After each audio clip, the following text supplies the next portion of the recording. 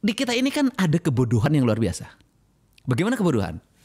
Di pendidikan itu kan hanya dikenal dengan 3 pendidikan.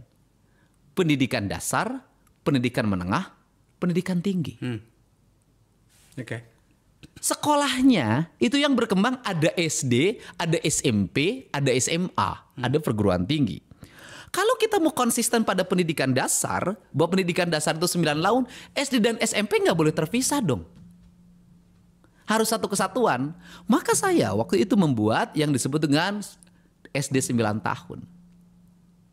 SD 9 tahun saya buat, dari kelas 6 langsung naik ke kelas 7, ke 8, kelas 9 dalam sebuah komplek. Dan di situ banyak sekali hal yang saya buat kan. Sekolahnya berbasis pertanian, peternakan, perikanan, lingkungan hidup. Anak-anak tidak boleh jajan. Saya dihujat oleh para pedagang. Karena apa? Saya katakan anak-anak di sekolah jajan, bagaimana pendidikan bisa berkembang? Kalau pergi ke sekolah, maka dia harus jajan di sekolah. Terus letak dasar pendidikannya apa? Makanannya belum tentu berkualitas. Setiap hari biaya jajan lebih mahal daripada biaya iuran sekolah, walaupun sekolahnya gratis.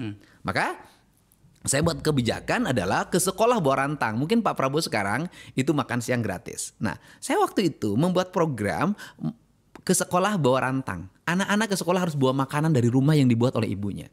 Saya bikin lagi kebijakan yang pertamanya ribut, lama-lama menerima. Jam 6 pagi harus di kelas. 6 pagi? Jam 6 pagi harus di kelas. Nah, itu pertama orang menentang. Lama-lama orang menyadari ini Kang Didi benar. Kenapa?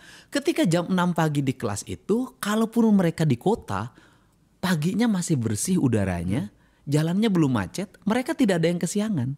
Terus karena jam 6 pagi di kelas, anak-anak jam 5 harus bangun.